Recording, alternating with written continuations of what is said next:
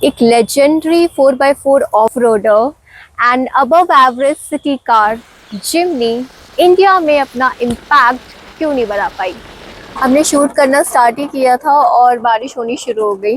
Point number 1, pricing. Maruti Suzuki Jimny India में दो variant के साथ लॉन्च हुई, जेटा एंड अल्फा।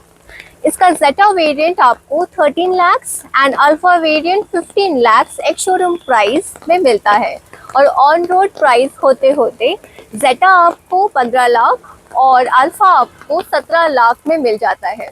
अब मैं आपको एक पर्सपेक्टिव देती हूँ। मारुति सुजुकी जिमनी इंडिया में मैन्युफैक्चर होती है और बाहर एक्सपोर्ट की जाती है, तो ऑस्ट्रेलिया में आपको जिमनी का जेटा वेरिएंट 19 लाख या 19.5 लाख तक मिलता है और इसका अल्फा वेरिएंट आपको 21.5 लाख या 21 लाख में मिल जाता है। सो प्राइस पॉइंट का डिफरेंस आपको यहाँ 7-7.5 लाख का पड़ता है। जिमनी वैसे तो साइज के हिसाब से सब 4 मीटर सेगमेंट में लॉन्च हुई, लेकिन इसका प्राइस पॉइंट कुछ ऐसा था जिसमें इंडियन मार्केट में आपको सब 4 मीटर सेगमेंट का टॉप वेरिएंट और मिड साइज एसयूवी सेगमेंट का मिड वेरिएंट आराम से मिल जाता है। तो इसने सिर्फ सब 4 मीटर में ही अपने कॉम्पिटिशन्स नहीं बढ़ाए, साथ ही साथ इसने मिड साइज एसयूवी मार्केट में भी अपने कॉम्पिटिटर्स बढ़ा लिए और इनकी ये स्ट्रैटेजी फेल तो होनी ही थी। इस वजह से मारुति सुजुकी जिमनी के सेल्स बहुत बुरी तरह हिट हुए। Point number 2, market positioning. Maruti Suzuki Jimny जब इंडिया में लॉन्च हुई तो इसको कई लोग सब 4 मीटर एसयूवी या फिर 5 डोर ऑफ रोडर कहने लगे। अब ये कोई स्ट्रॉन्ग कैटेगरी तो है नहीं। अगर इसे एक केपेबल ऑफ रोडर या फिर एक अबव एवरेज सिटी कार जो हर छोटी इंडियन फैमिली को पसंद आएगी, इस तरह से लॉन्च किया जाता या मार्केट में पोजीशन किया जाता, तो डेफिनेटली इसको और ज़्यादा एक्सेप्टेंस मिलती इंडियन मार्केट में। Third point, comfort, features and mileage. हम इंडियंस फीचर्स के मामले में बहुत ग्रीडी हैं, जितना मिल जाए उतना कम, एंड मैं भी इसमें शामिल हूँ। I am also party to this. Jimny का फ्रंट सीट तो बहुत कंफर्टेबल है, वेरी अमेजिंग, बट इसका रियर सीट बहुत कॉम्प्रोमाइज्ड है। जिमनी का जो पीछे का सीट है, ये बेंच सीट, एक्चुअली अगर आप नज़र डालो तो एक्चुअली बाकी कारों के कंपैरेटिवली 4 से 5 सेंटीमीटर छोटा है। सो आपको अंडर थाई सपोर्ट बिल्कुल नहीं मिलता। हमें ये समझना होगा कि जिमनी एक एडवेंचरस एंड पेपी कार है और इसको शायद मारुति सुजुकी वालों को इसी तरह से एडवर्टाइज करना चाहिए था।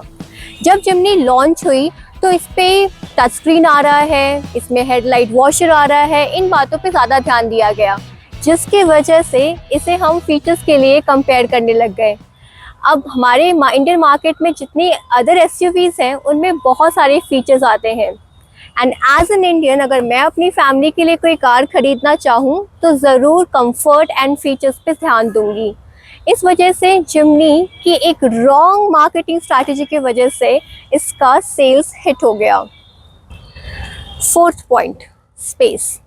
जिमनी में आपको 210 लीटर का बूट स्पेस मिलता है, जो एक्चुअली बहुत कम है, और जब भी हम अपनी फैमिली के साथ ट्रैवल करते हैं हमें एक सीट इसका फोल्ड करना ही पड़ता है ताकि हमारा सामान आराम से अकोमोडेट हो पाए। ये भी एक रीज़न है कि जिमनी के सेल्स इफेक्ट हुए। Fifth point is safety. 2023-2024 में इंडियन मार्केट में हमने कार बाइंग पैरामीटर्स में एक बहुत बड़ा चेंज देखा है। आजकल हम सेफ्टी को एक बहुत बड़ी प्रायोरिटी मानते हैं और अपनी कार उसी हिसाब से खरीदते हैं।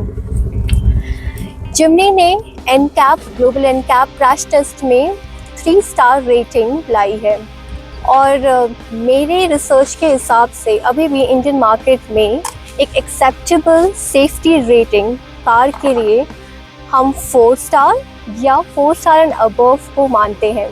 माइलेज, जिमनी से हमने 16 का माइलेज निकाला है और इवन पहाड़ों पे भी हमने जिमनी से डबल डिजिट माइलेज निकाला है, जो कि बहुत सारे रिव्यूअर्स नहीं कर पाए, बट वो एक्चुअली आपकी ड्राइविंग पे डिपेंड करता है।